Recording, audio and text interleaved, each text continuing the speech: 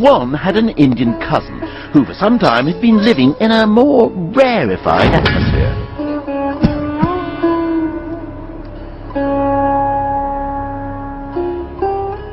The Indians seem to have been less concerned about military organization than about renouncing the world and finding enlightenment. But Nirvana isn't just down the road. To reach it is a very, very long journey, which takes a very, very long time. And to convey that fact, the Indians came up with some stupendously big numbers. Take a raju, for example. A raju is the distance covered by God in 6 months. If he travels 1,000,000 kilometers in every blink of his eyelid. Or how about a palya? A palya is the length of time it would take me to build a cube of lamb's wool 10 kilometers high, if I were to lay one strand every century. Here's one I made earlier. Well, these were the sort of numbers that could have made one feel, well, small, if he hadn't had a little help from his friends. Unlike the Romans, the Indians devised a system that could cope with vast numbers. They developed a different symbol for every number from 1 to 9. 1, 2, 3.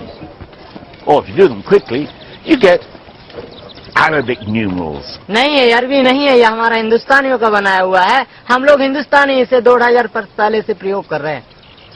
He's right, you know.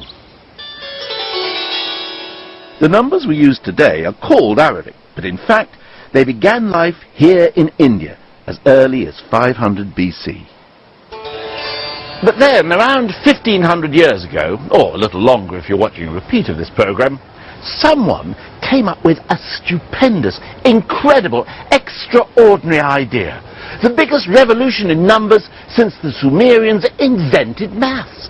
A creation that would change the world. They invented an entirely new number.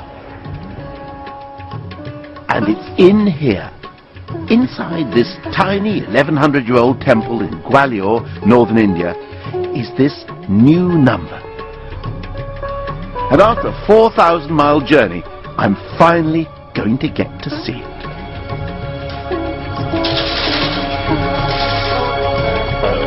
Nick, it's locked.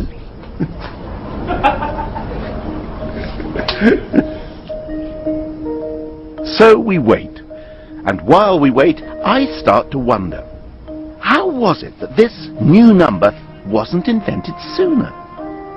It's such a simple little number that takes only a moment to say and even less to write. Ah, here he is. But once invented, it transformed the life of one in a way that would eventually change the entire world. Here we are, the first undisputed example of India's greatest invention, the new number, the holy grail of numbers. 0. For the first time in human history, someone had made nothing a number. The inscription says that a garden was planted to produce flowers for the temple. And to ensure that they had enough, that garden had to be 187 by 270 hastas, about 20 acres. Well, while the Romans were using numbers to record their conquests and count dead bodies, these people were using them to make sure they had adequate supplies for their flower arrangements.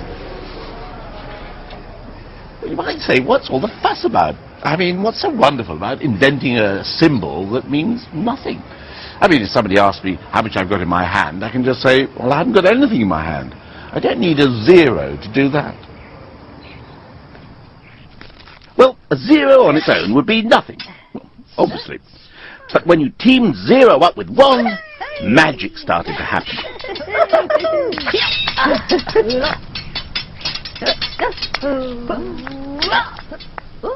And when they were joined by the rest of the troop, the results were spectacular. With just 10 digits, the Indians could make numbers infinitely large, as well as infinitely small. Now, the Romans couldn't do that. One had found his perfect mate in Zero, and it was a partnership that was going to change the world. Together with the rest of the team, they enabled Indian science to storm ahead. Indian astronomers, for example, were centuries ahead of the Christian worlds.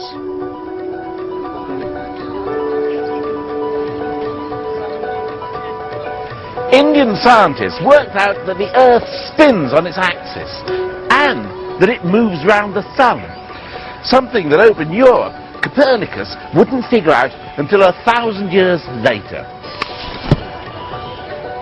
Indian scientists also calculated the diameter of the globe, and they were less than 1% off what it actually is. All this was possible because of 1, 0, and the rest of the troop of performing numbers.